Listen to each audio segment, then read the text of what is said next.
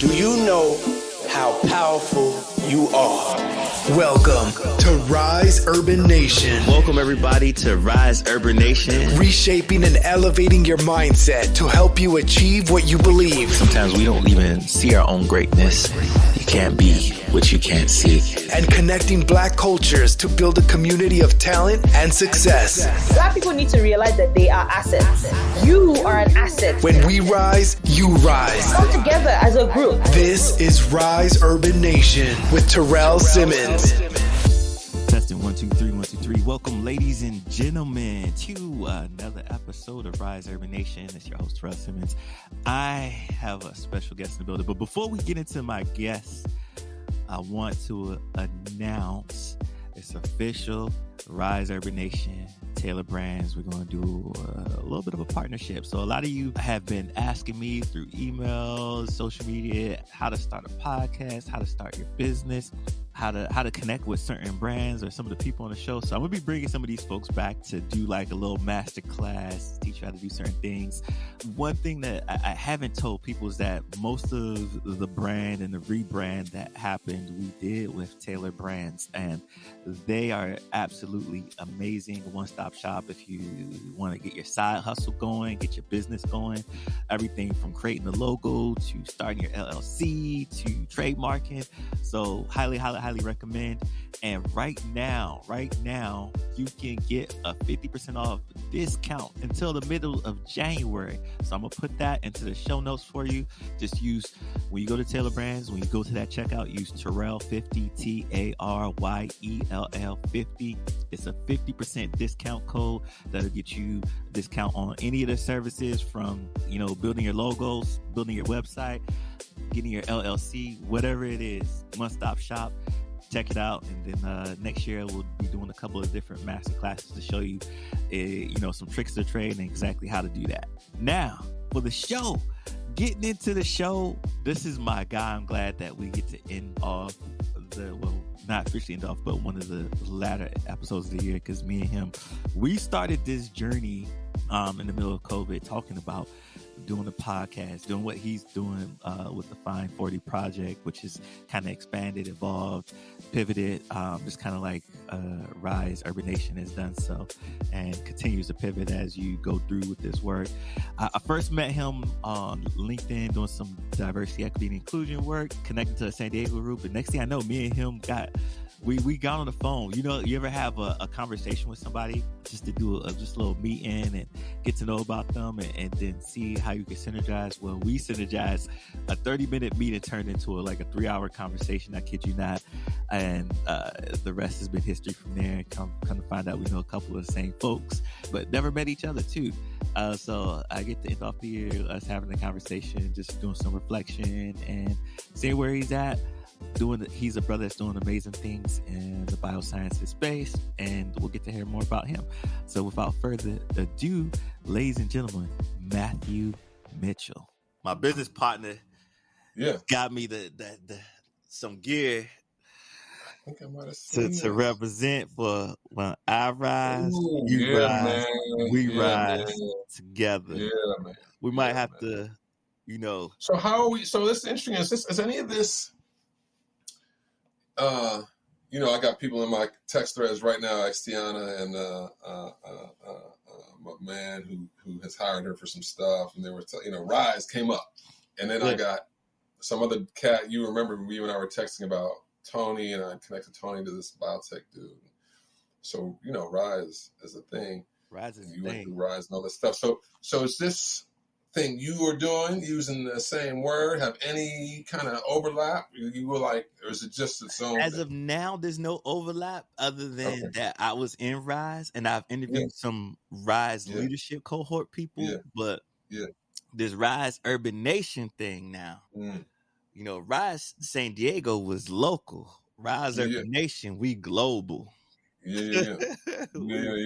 We in Nigeria, we in the UK, we in Canada, like it's just, this thing is, it started off as a simple podcast, but the notion of getting Pan-Africans to work together all across the diaspora has expanded to this more than what I initially imagined it to be. And so I've been working with, those folks from all across the globe to see how do we synergize on different things, and also learning, what's going on in across the nation, and so it's giving me more of a global mindset and the work that we initially discussed. Remember way back? Yeah, man. When did we first start talking? Man, it was a year ago. So right when Ahmaud Arbery passed, when that all went down, would have been like May time frame of 2020, I believe. Wow. So like 18 months ago, more like 5, but yeah. So we're like, and then we had Ahmaud Arbery, and then I remember we was in deep reflection during that time, and communication, and then unfortunately George Floyd happened, and then I know there's more emotions around that. I then lost my mind after that. So man, so much has happened since then. Wow, and just the journey, the growth, and still growing to this day. But it's been interesting, because continuing to ripple, I can feel whatever was happening kind of at the outset of the pandemic that was creating more space for reflection and consciousness of some of these societal challenges. Coming off of all of that political, whatever adjective you want to use, madness. And then kind of exacerbated by pandemic and racial challenges. It's been interesting for me to map my own internal journey, and I haven't always been super conscious of it. That where it's happening right now for me a lot is in my own family. So, and I've had a couple of these kind of conversations, where those closest to you, the whole critical race conversation has really created some new challenges, and conversations, which I think were being fanned by pandemic, politics, racial, protests. I like my P's, pandemic, protests, and politics. And so, yeah, man, I'm still kind of wrestling with all this myself, having been someone that has been so comfortable in the middle ground and majority spaces, bridge building, brokering, translating, let me help, let me see, how can I be, to now like, damn, like, whoo, feeling threatened, in an existential way. And it's just new, so that little comfortable little ivory tower I've been living in, I can see flames and, like, cannons and stuff, like, whoa, hold up, wait a minute. We're gonna talk about this. Hold up. I don't know if I agree to all this here now. So anyway, it's definitely been an interesting journey, and even if, as I talk to different people around the diaspora and learning about the struggles that they deal with, some of it that is in alignment with the struggle of Pan-Africans that are here in the U.S. And then some who are disconnected from the struggle of Pan-Africans in the U.S. or blacks in the U.S. Because they're like, I can't fully understand because I grow up here in the Caribbean, I grow up here in Africa, and I see a black president, and I see blacks in power or authority, or and it's hard for me to understand how one group has been so marginalized in a country that's free, supposedly, and how does one happen? And we get to these conversations about mindset, right?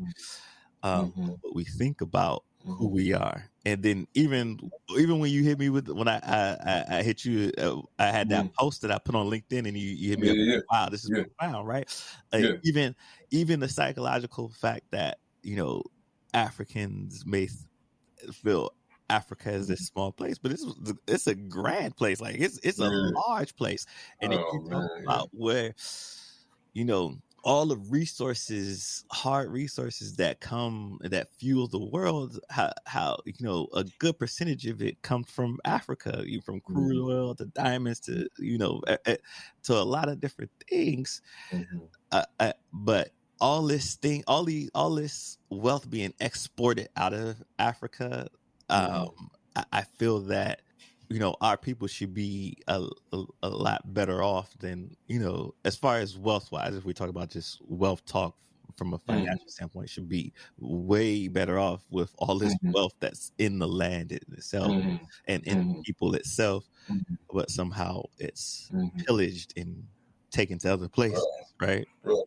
Okay, let's just jump in, bro. So for the benefiting the people listening and for what you're doing, let's start let's give me some context and who I am and what I'm trying to do, and then let's move out. Okay, what's possible. Let's bring it back, because me and my brother, as you can see, we can go deep. I can see it. I can feel the burners starting to kick up. We're about to light the flame, and we would be gone. Okay, so all right. So how can I frame it up? Ladies and gentlemen, welcome to another episode of Rise Urban Nation. I got my brother Mathew Mitchell in the house today, and me and this brother, we go way back like beans and pacifier. Oh well, I feel like we go back. I know somehow, some kind of way, energetically, we've been doing this. Yeah, we've been doing this. So I met this brother back in well, let's start there. How did we first get introduced? Was it through Nate, or did I introduce you? I can't remember how we first introduced. Man, I think so. As the pandemic was hitting, I had some extra time somehow, and so I was exploring. I was kind of new to my gig that I'm in now, and somehow in there, I was still had a just been coming off of a period of surveying San Diego and who was doing things in the diversity and equity lane. And I think it was literally just on checking posters off LinkedIn and places where I came across your name, I want to say.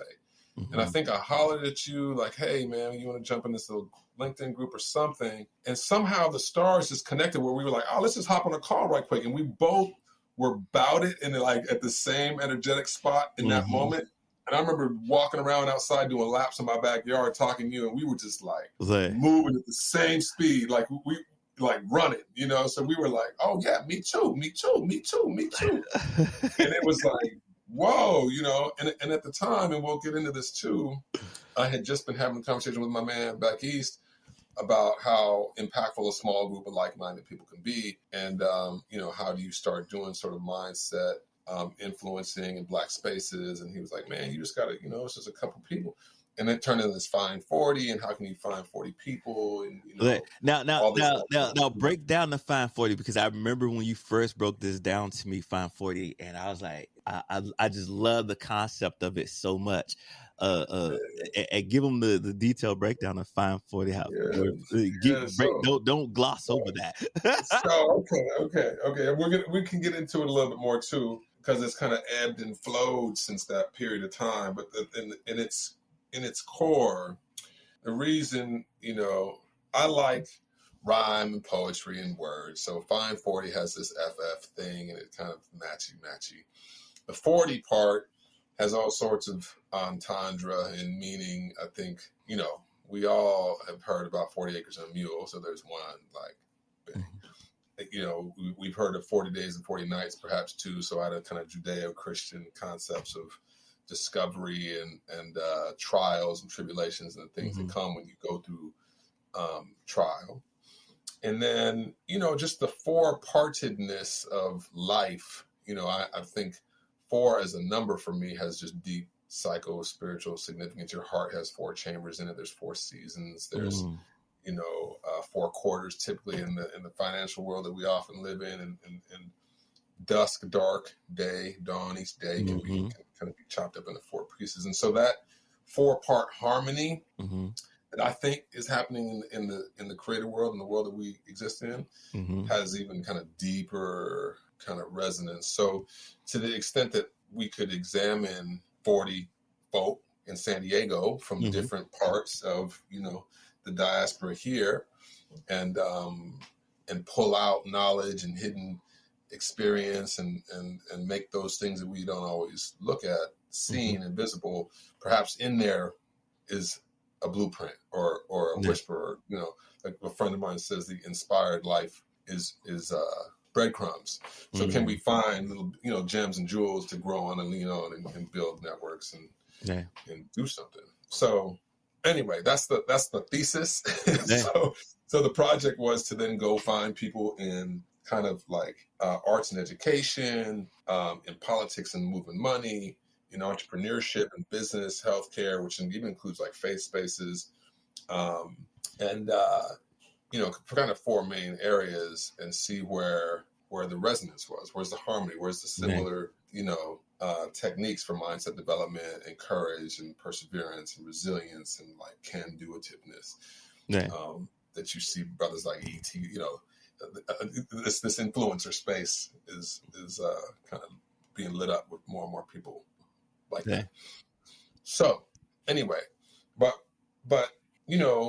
what's been it's been morphing a little bit for me right now recently, because I am a biotech dude. So that's my persona, in my off time or my passion lane. But my background is in chemistry and biochemistry, and I'm this dude that's been in San Diego for 20 years, working mainly on biotech problems, And I'm up here in this biotech bubble, North County of San Diego, in largely majority spaces, trying to solve largely majority problems, And I think over the course of the same period, I've been increasingly asking myself how to use that knowledge and network to be more and more helpful in Black spaces. And how to create more opportunity in the lane that I'm in for people that look like you and I to get down, you know what I mean, and be helpful to one another. So, and so that can lead into all sorts of conversations, because in the health and wellness space, there's like 3 Black CEOs in town, 2 of them, off the continent, you know what I mean, immigrated. I think there's one brother that's, kind of African descent, like, Afro-American, however you want to, characterize that brother. But the other 2 cats, I think are both Nigerian. I need to think about that. Man, that probably could be. Paul Mola and Enoch Kariuchi. And to give more context to people, when me and this brother first talked, and let me mind you, we were set up for probably a 30-minute call, and we probably talked for 2 to 3 hours. Like we said, just lit the flame. And I remember one of the things we resonated on is exactly what you talked about it, because I was in the workforce development space, and I started working with all these different HR companies to help out career opportunities for people of color, opportunity youth, veterans that are coming back, all that to say, and some of the things that you witnessed in your career spaces were some of the things I witnessed. Like, wait, look, there's only 3 of us in here. Like, how's that? And then the 3 that you meet, and you're like, wait, how did you get in? Like, how did you? It was like that's it, right? And it's like, and how do we create spaces so more can get in, right? And we vibed on that a lot. And to that, let's start with that journey. Like, how did you get into starting with that biotech? How did you get into that space? So circuitous, as I often say. It was not a direct path. A lot of folks follow in the footsteps of the people that went before them, their families, and people they know are in certain industries and have knowledge and can point and help guide. Man, I had no book, man. So I'm the product of a Black man from Memphis, Tennessee, and a white woman who came from Ireland. She was born and raised in Ireland. They met when my dad was overseas in the Air Force, and then, set up shop in California in the late 60s. And then we moved up to a little town, Lompoc, California, where my dad was a correctional officer at the maximum security penitentiary they got there. And my mom, worked in nursing. So my dad is a full-fledged country mouse. Okay, so you get country folk, city folk. My pops is country folk. Okay? And his people are from Memphis, via Mississippi. Like Mississippi, Memphis. A lot of people in Memphis came up from Mississippi, so he spent a lot of time in Mississippi. So he was a kind of hunting and fishing kind of dude. And so I grew up like that, man. I'm in this little podunk town, like they put maximum security penitentiaries out in the sticks for a reason, you know what I mean? So cats can't run off. So if they do, they can find you, you know what I mean? So he likes to say he did 20 years of hard time because, folks mainly look like me and you up in there, you know what I mean? So, so it was challenging, but I'm getting at how I got into biotech. I think because I was an outdoor kid and was able to see the passage of seasons, which is, people might laugh in California, you don't really see seasons, but still I could see cycles of life stuff. I did a lot of hunting and fishing, gutting animals and catching snakes and lizards and playing outside. That biological kind of proximity just fed my fascination of like, how does all this work? And so I feel like I kind of naturally went down scientific pathways because of that curiosity and whatever that churned up. I always liked reading. I was an asthmatic kid. I didn't do, when I was young, that limited some of my physicality, even though I played sports and whatnot in high school. But I seemed to be a reader, and some of that was easier. The science and math was harder, but it was just interesting to me because it told me about the stuff I was seeing, like how are these trees growing and how are these animals developing? And I see eggs. Some of them have eggs and some of them are born live. And so, this tree is always green and this tree is not like, so I just was always curious about that stuff. So I ended up thinking, okay, I'll be a doctor. Yeah. I like this stuff. So I went to school, I applied to 3 places, UC Davis, because it was over there, far away, like 5 hours away from my house. UC Santa Barbara because it was close, and Harvard because it was like we'll go see. I got waitlisted to Harvard and didn't know even how to deal with that system or what that was. And my parents, I think, were just like, I don't know, I didn't know what to do with any of that. And the timeline to say yes to UC Davis came sooner, and I was like, well, I don't know what to do with that. I'm gonna go to Davis. So I go to Davis, study biochemistry, and somehow in that 5-year process, change course from like taking MCATs and wanting to do all that to I'll go into pharmaceutical sales because being a physician, you're just working for insurance companies, and I don't know. I don't know if that was exactly why. If there was any kind of it was probably also hard in my mind. I don't know if I had all the confidence on board, just be like, yeah, I got this. I'm going to get this. I don't know. Right. I don't know. I know I had some challenging moments as an undergrad by myself up in, near Sacramento. But that's how it went. So I went into pharmaceutical sales, oddly started selling software for a little while in the Bay Area around the Human Genome Project time. And then thought I wanted a PhD, moved back to San Diego. I was in the graduate chemistry department at UC San Diego for a little while and pursuing a PhD. And after more than my third year, I was married and I had a kid, my first kid. And that got challenging in ways that I wasn't totally equipped to deal with. And I opted to bounce.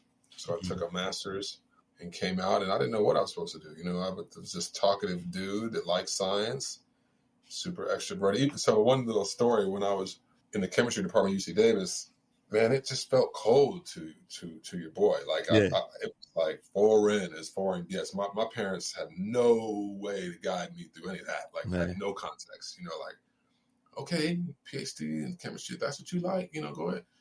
And we were next to the theater department. So that was like my saving grace, because I'm with all these super brainiac, introverted, sciencey people, as you might. I mean, it's kind of some of those things hold true, right? Yeah. And I'm in this lab, man, and I'm just like, damn, man, I need more interaction. I would go downstairs, and I end up meeting my man Abdul Khalid, this Muslim cat, and down in the theater department. Who knew that UC San Diego had a theater department that was like on par with like NYU and Yale? Like they got people down there doing things, Wow, I didn't even know. All right. I didn't know it either, man. But, so I ended up finding that theater department man, that was like my saving grace in that time. I'd have to, every now and then I have to dip from my experiment and go down over to the theater department and just like find people. You step in those hallways and people are like, you know, like getting down and there's music on and there's laughter and all this stuff. So that was one of my lifelines. But when I left that environment, you know, I didn't really know. I was on my knees, man, praying about it. I'm thankful for the resource of higher powers, unseen energetics, however you want to translate the bigger thing that I think is happening. You know, I'm thankful for that part of my life because, you know, every time I've come to these kinds of crossroads, that's where I end up getting is like having to get big, you know, turn to the thing that's bigger than just me that asks for help. Yeah. And I remember being, you know, I came out of grad school, student housing. I doubled my bills and decimated my income because I was actually being paid to go to school. Mm-hmm. And I was like, man, what am I going to do? And the one gig that came up was at this local research institute, the Scripps Research Institute, one of the most significant ones here in town for doing this kind of thing for drug development and science. Yeah. And I started there. And that was basically the trajectory that set me on what I'm doing now. So that was in 2007. Mm-hmm. And for the last 13 plus years now, I've been in that space, which is basically business development or corporate development, brokering science in ways that you can apply to business. Right? So TSRI is known for doing that, being able to translate the bench work into industry, into things that make money and drugs and tools and whatnot.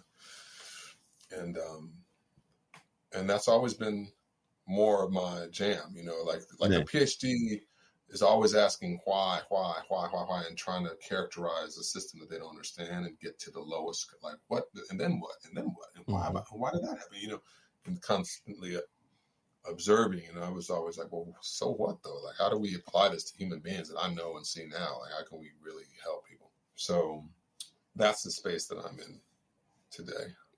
That's beautiful, and that's quite a gift too, to be able to do that and you know, get to the nitty gritty of the why.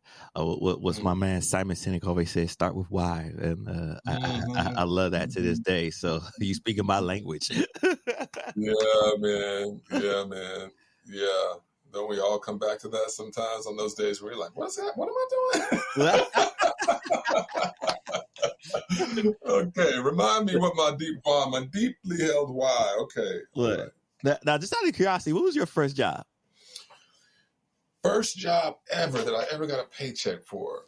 Probably a paper route. I still remember my mom helping me fold Sunday morning papers, big papers, cold in the morning, put a rubber band around and put them in a plastic bag and take, you know, get on my bike, wrap them around the handlebars. It was super heavy. Have to come back, you know, and I had, I think 3 blocks it was 3 streets and 2 or 3 blocks each in my little hometown. Mm-hmm. It included the block I was on.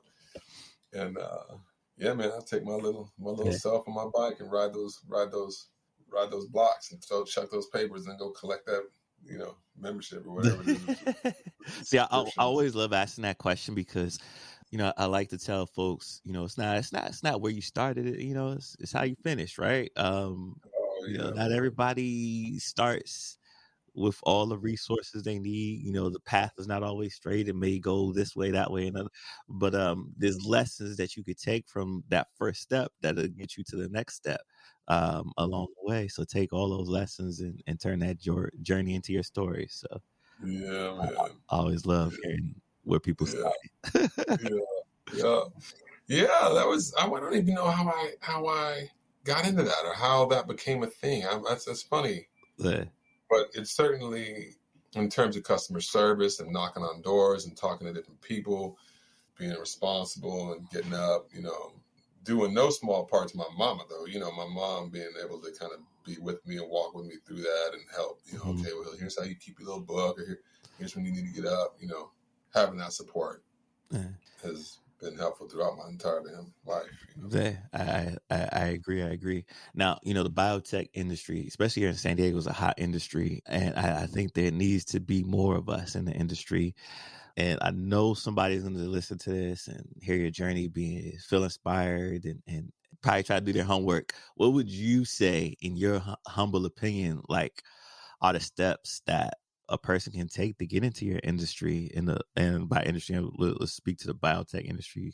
What would you say to a person trying to get? Man, it's interesting because I have this conversation with some frequency, because I try to be as accessible here in town as I can be. So I'll be on panels and things and talking to young learners and young scientists about like, what door do I go in and how do I prepare, And there are, biotech is like any other industry. You have not just scientists sitting around the table, but you got lawyers and you got business folk, you got marketing people, and you got all sorts of, artists and designers and communications people. So, one misconception that I always try to remove is that it just has to be super science savvy folk. And that's not true. We got accountants, like there's all sorts of ancillary skill sets that are required to be supportive of that industry. So don't let that stop folks from getting involved. I work with a guy who's in accounting, and he's super curious about healthcare and drug making. And he's like, like it's almost like he gets to, as a hobbyist, be interested in the science part and gets to listen in while he uses what's his lane, his skill set around making sure that money's right. Okay. I think so. I'll just speak to my particular slice, my niche. In business development or corporate development, and a lot of times that ends up being a deal or a transaction. And a lot of that is an agreement, a document, a legal piece of paper. And so I think a lot of what has supported me has been reading comprehension. So and I think you hear this from a lot of people, like you're reading, you just can never go wrong with that. Like so much of what ends up happening, whether it's in an email or a Word document or whatever, a PowerPoint, we're always trying to get our point, communicate, what I mean? You got to pick up what I'm putting down for us to get down, know? So much of that ability to effectively communicate what you're thinking to someone else, what your organization is thinking to someone else, and then receive what they have to say in response and like synergize, create something new. Agree on something, negotiate a position, and critically think. Whew, Lordy, man, that is a big key. No matter. I think I used to tell the young folks, like, look, no matter where you go into biotech, communication is a big thing, and being able to communicate, understand, and follow those rules. Because if you're on a project, let's say, and I don't know, Kaiser gives you $1.2 billion to do this research over 2 years, you're not communicating properly, or you do something wrong that miscommunicate something to somebody who's working on the project, where they mess up here and they have to start all over again. You think they're going to be happy about having to spend extra money in the extra year because some miscommunication happened? No. For real. Now that said, so at the same time, we sometimes struggle with like perfection too. You know what I mean, man? Yeah. Like that's the other thing that I think keeps people out of the game, because they will think like, oh man, they way smarter than me. Or, wow, they got, like it's amazing. We can get into this too, just like mindset and confidence, and even like I've heard one dude, maybe it's a Brendan Bouchard quote of like, confidence isn't you knowing how to do something, it's you knowing you can figure it out. There's a difference, a subtle difference, right, between like just cocky, headstrong, like, I got this, and arrogant hubris, versus like, no, what I'm confident is my own ability to learn and to kind of like do the analysis, do the research, to kind of figure it out and grow into it. And that thing, that's that man, I'd love a whole school of teaching that, really, like beyond the reading, writing, arithmetic, like just the internal knowledge of self to kind of persevere, like to stay with the stick-to-itiveness, to like, okay, well, that didn't work, but let's try that, and that didn't work, and let's try that. Which I think is a beautiful thing about science, because science is so kind of try again based, and you get so used to failing. It's you're humbled by the sheer mass of the unknown, that you kind of then together enter into this exploration. Like, we don't really know, but maybe this is true. Nah. Kind of, but maybe actually just check it out. This, you were just awash with your limited perspective that you're always having to stay humble to the process. Right. You know, it's funny, and every time we talk, I see that science background in you, and going back to the why, like even how you communicate, your communication style, and how you ask questions in the flow of the conversation.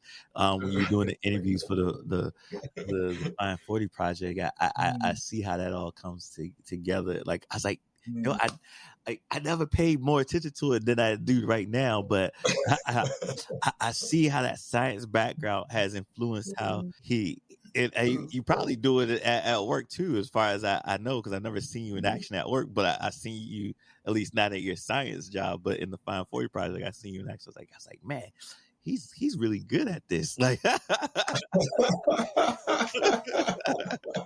you know, some of that gift of gab though, so that might be my Celtic side too. I don't know. Like, you know, my mama, she's the one. She'll talk your face off, man. She's so, you know, but both of them are talkers. My dad's probably more introverted, like generally, but man, he's got a lot to say. He's thinking about a lot of stuff all the time. So I don't know if that's my training or just, you know, people talk about nurture versus nature. Right. That might just be like nature. There might be just something woven in the person around some of that, you know, the relatability.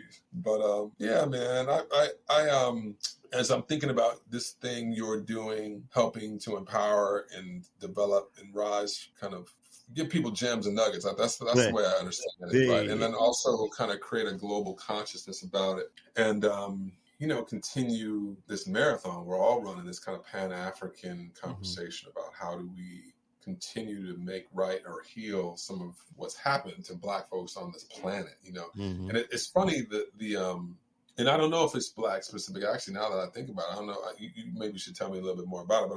But that's kind of where I'm moving from, at least, you know. Yeah. Together, because the thing that made me hit you on that size of Africa thing is somehow that came into my inbox. Like I posted it on Instagram, like around the same time. So like seeing you say the same thing, I was like, oh wow, this is like in the milieu right now. Yeah. And you know, figuring out how to convince people that being African-centered or at least pro-Black is not being anti-white. Like how to hold this nuanced middle position and kind of coach people into it and create people that can celebrate that, you know, in the same way that you celebrate, like, you know, there's whole action groups around saving polar bears, you know, or like, or a particular tree that we don't all want to just disappear. You know, you would think we would have the capacity to be like, oh yeah, that's good work, you know, do that I can see why that's helpful.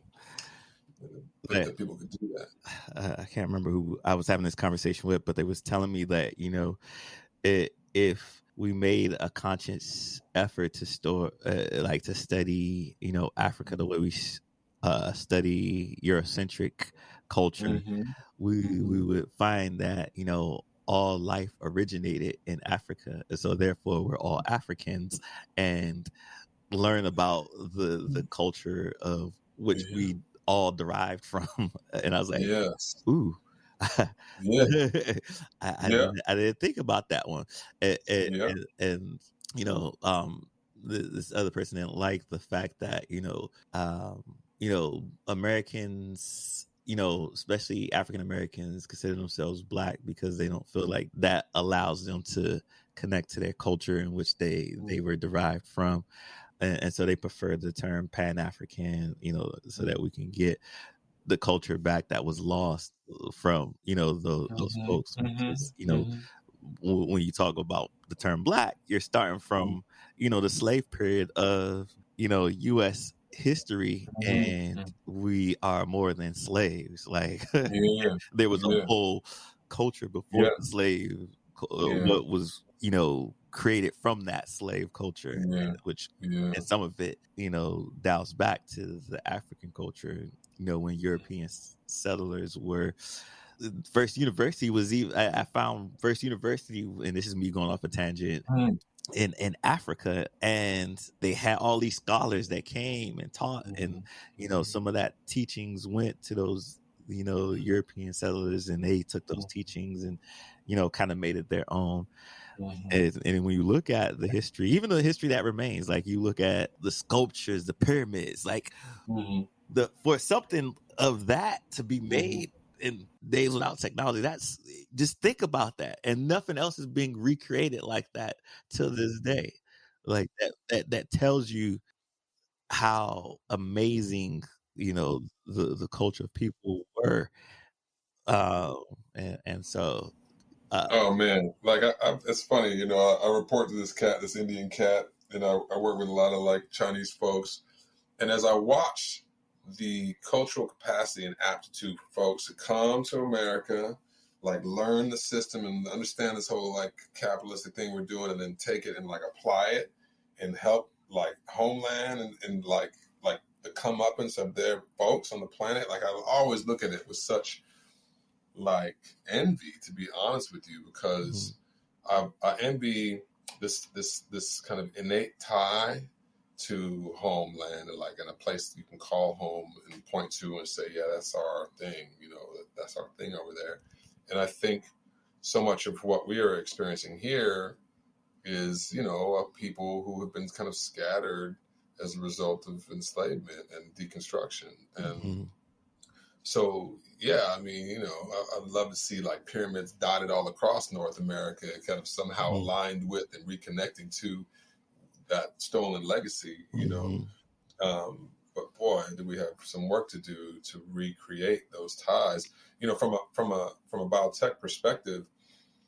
And we got hurdles to get over around, people's skepticism of science sometimes. But like, I was enjoying in our household of doing some of the 23andMe stuff. And I know there's more Afrocentric versions of the DNA work. But, like getting, like I got all this like sub-Saharan and Nigerian components, like in my database, in my DNA. And just even those little whispers, like of root, of place, man, of identity. Like I can just feel it in my own person. My son is like, I'm married to a white woman. And my son's a quarter black. You can barely tell. You might not tell. Yeah. But boy, he'll tell you he's got all this. Like Nigerian. Like he's got feelings about it, man, and it's so funny, And,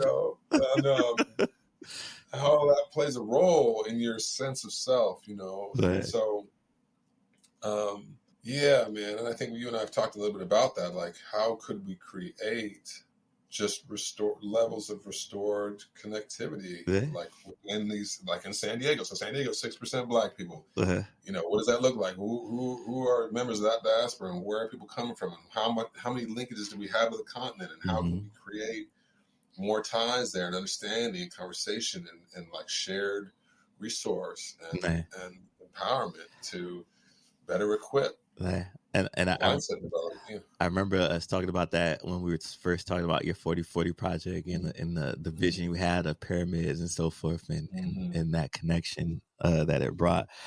I know when I first started this project, around the same time, a little bit after, around the same time we were talking about you starting your 40/40 project, the idea for me was, okay, I'm not out there in the classroom talking to the kids right now, but I want to show all these amazing, people of color so they can see themselves and not have this limited belief because you're the only one in there. Can't nobody else be in there? Or I've never seen anybody Black in that career field, so I'm not going to go into that career field. I'm going to go where it's safe at, and start, erasing all these limiting beliefs around this, right? And that was the goal when it first started, but now it's evolved into this thing of community, to building, to history, to like empowerment, and it shifted. Now, all that to say, I know the 40/40 Fine 40 project's probably shifted.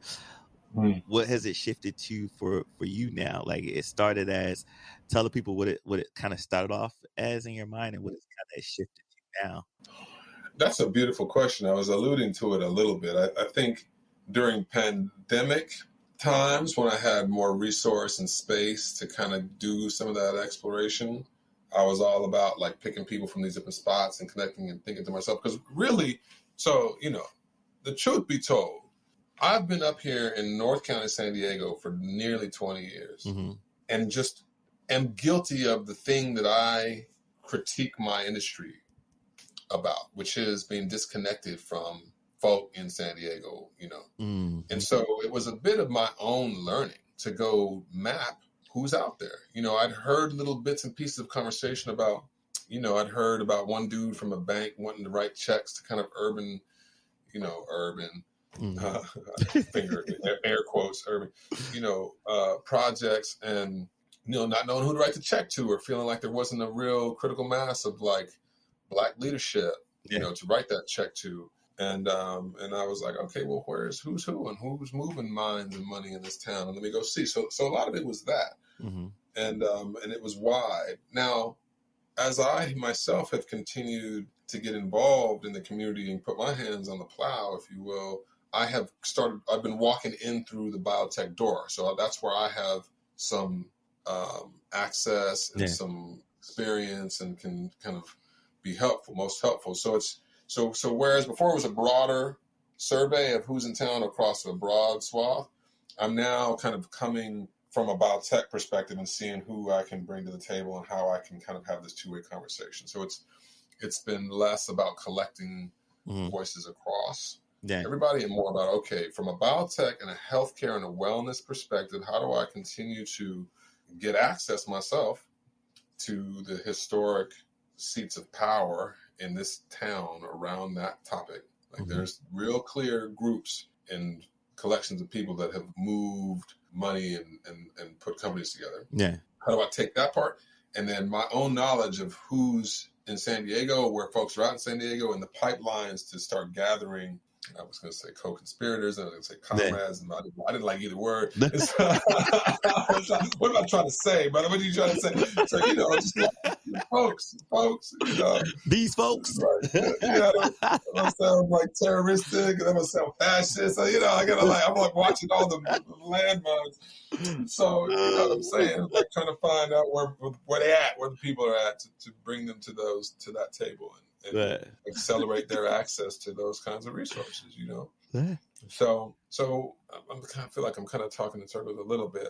540 has probably become less public and less visible. If you went to go look it up right now, you should see I haven't posted an interview up there in a little while. But I'm still the conversation around like the work part of really getting people to the table, I would say has only continued to crystallize and maybe become even more focused. Like, I can see now actually where I can put my hand on the door now, like what doors I can open personally, and so it's kind of shifted in that way from an exploration to a little bit more like doing the work. Right.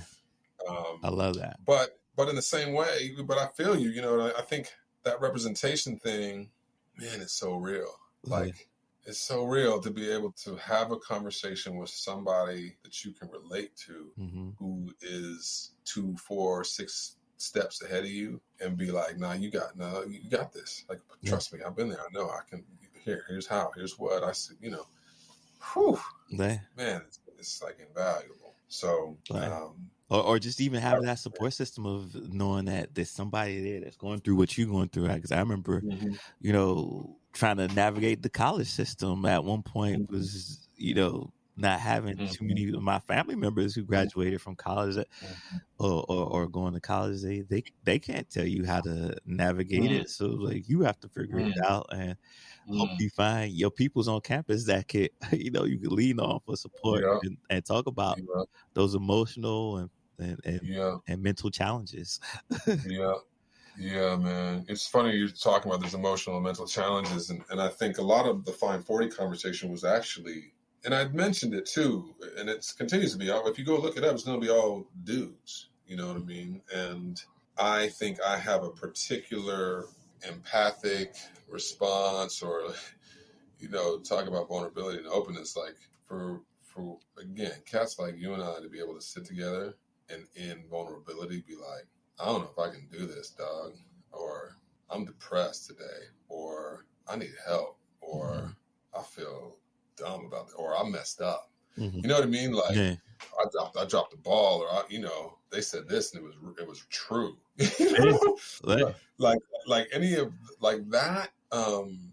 Building those muscles of somehow staying open and strong, like which so many women have got figured out a long time ago before us, and it's such a shame that so much of our conditioning is to stay stoic, silent, alone, like don't talk about stuff. Like what sort of recipe is that, man? That's a recipe for self-destruction. You know what I mean? Like how do we start creating new ways for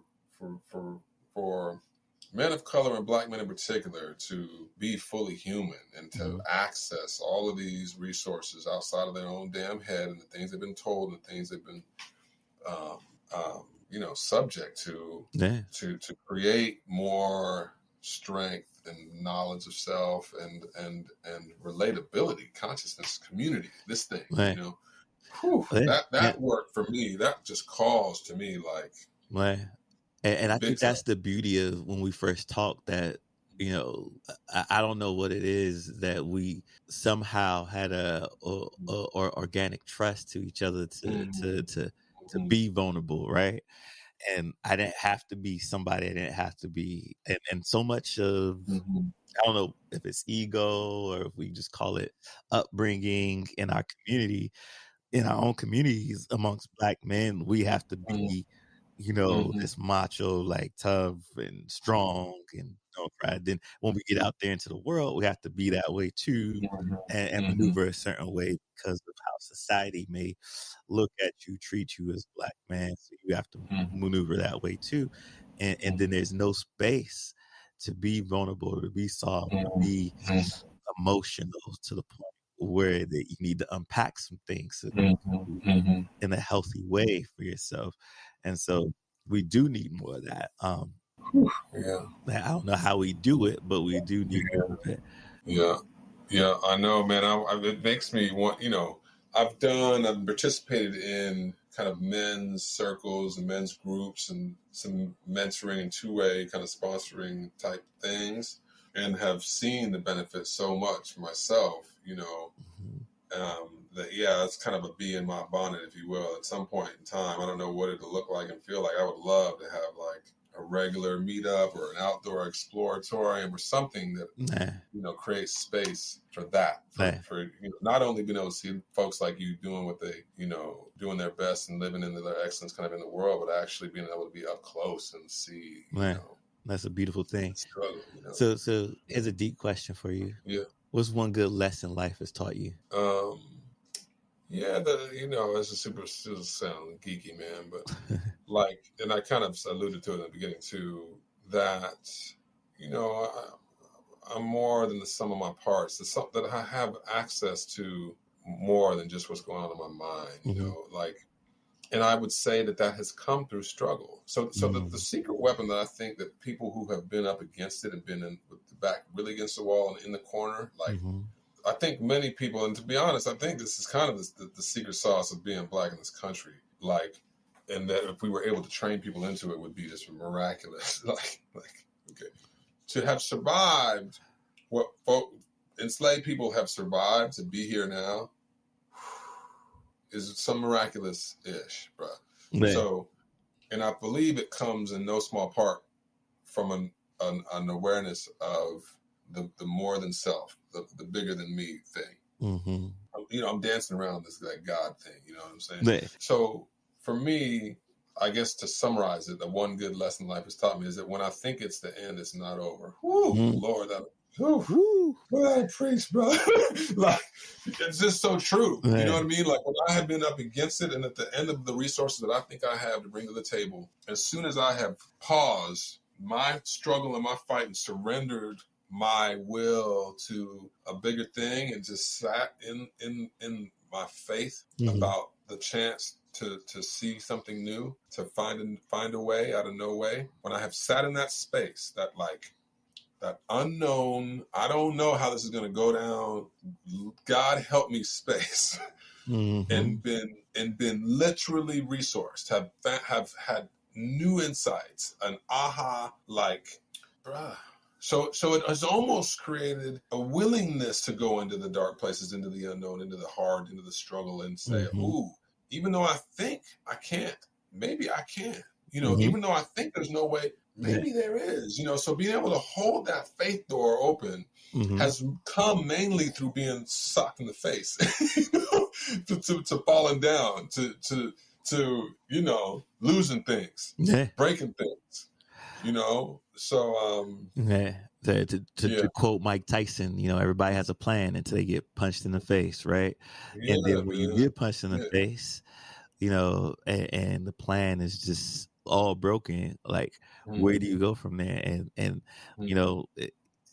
whether it's God, Allah, Jehovah, Jesus, your ancestors, the ancestral realm, whatever you lie faith in, you have to have some faith that you have to drum up from somewhere. Yeah, man. I heard one dude take the word God and use it as an acronym for good old fashioned doorknob. A way out. You know what I'm saying? A way out. Like, it's a way out, man. Good old fashioned doorknob. That's the other version of Jesus take the wheel. Yeah, no. That's another way of putting it, And yeah, man, I think there's a reason people that junk works, man. There's something in there. So I used to say something like turning ouches into O's. This path of like hero's journey type stuff where you like embark on something, you almost die, and then you don't die, and you come back stronger. Jesus-y type loop. Like, it's a thing, man. It's deeply woven. So I find it shows up for me in places, and it gives me a little extra, like, okay, a little extra faith, man, in spaces that feel challenging and a little hopeless, Well, we're gonna rely on faith that it's gonna get us there. So let's do this. Let's transition back into the biotech talk. Because we want to close off, with some more conversation around that. I try to keep my podcast at that whatever used to be a drive time or free time. No, I get you, man. Yeah. Whatever used to be a drive time, I get it. So, what do you think the future really has in store for the biotech industry? And how do you see? Don't get me started. How do you see us being integrated into that? So give me your insights, man. So you're asking me, like, so out the gate, I don't know, like how we get integrated is like the pregnant question on my spirit. I'm trying to figure that out. What I will say is we are currently in a period of technological advancement in the biological realm that we've never seen before. Our ability to manipulate the body and the molecules inside it to heal and change the situation is unprecedented. So, you'll hear things like CRISPR out in the world of drug development and biological tool development, which is basically harnessing the DNA tools and machinery to make modifications and changes that change the output of cells and the functioning of your flipping body. Man, it's not like some red pill, blue pill matrix stuff. Bruh, I'm not even, I play not, I'm telling you, it's like it's here. So when you see Elon Musk chittering and chattering about artificial intelligence, like that jump together with like our ability to make biology talk to neural networks and with our ability to just change how biology works all together, this period is nuts, bruh. So if you say the time of Einstein and physics and being able to drop a bomb, like an atom bomb, like that learning was a serious acceleration of human understanding. It's gone into our ability to make microwaves, ovens, and all sorts of stuff. Like that math is one thing. Then our understanding of computation, and the thing that launched the first space shuttle is in my hand, man. This phone right here, right? Like we have significantly accelerated our understanding of computation and empowered and connected the world in crazy ways. Those two revolutions, we are now in this biological revolution period where it's like going to get super interesting around the ethical implications of how we use this knowledge to heal humans, who has access to it, it's one thing to heal genetic diseases. It's another thing to put genetics in. If you want blue eyes, if you want these kind of muscles, if you want this kind of understanding. Wow. Like, that's going to be some interesting stuff. We're in that period, man. Like we could literally create the human that we want to be. Bruh. So then, So then, how do you get a seat at that table, and then how do you do that equitably, and how do you benefit truly mankind around that, humankind around that? I think it's going to continue to be really, everybody needs to be in that conversation. I feel like it's exciting. It's exciting because the metaverse in real life. Bro, I'm not designing my avatar though. I'm designing me. Bro, I'm not even kidding. I'm not even playing with you. I'm like, it feels like that, like the new frontiers, and the amount of dollars that are getting thrown at stuff is sick. And so here in San Diego, third largest biotech hub in the country after Boston and the Bay Area. There's a lot of dollars moving around with a lot of new ideas, including things around gene therapy and re-engineering things. So, it's out here. If that sounds exciting to people or interesting to people, I would holler, say, come on down. And a lot of our educational institutions in this town are teaching into those places like UCSD and SRI. So it's an exciting and interesting time. And then the other thing, going back to those secret weapons and whatnot, to me, somehow, if we can make a bridge, because if you're talking about wellness and health really being, a whole human being that has access to their emotions and can manage their insides and can live out a fruitful life in pursuit of the things that make them happy. When you look at, and so often, Black folks get relegated to like tap dancing and shuffling, like entertainment and whatnot. Those aspects of society, the fact that we like run the game of music and sports, basically, the sorts of levels you need to be at your mindset and your creativity and your health to produce some of those things, the crazy things you see LeBron doing and the sorts of music that gets pumped out from all sorts of creatives, that's like a thing. That's a real resource. That's a real thing. So I haven't quite figured out what the link is from everything I just said from biotech and this new frontier to those levels of wellness, to Serena Williams, like how to use what Serena knows to lift society. But there's something in there, man. Not to digress from your point, but I just remembered something that I learned 2 weeks ago.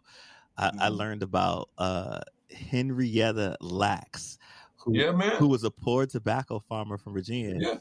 And when she died, doctors harvested her cancer cells at Baltimore Johns Hopkins Hospital without her consent and her family's knowledge. And her cells have been used to this day and still be used to this day in the lab to create all sorts of cures. Like, it has become a template. So it's in one way, it's like her cells that went crazy wild, right? Like cancerous cells, but they are called HeLa cells, like HeLa cells.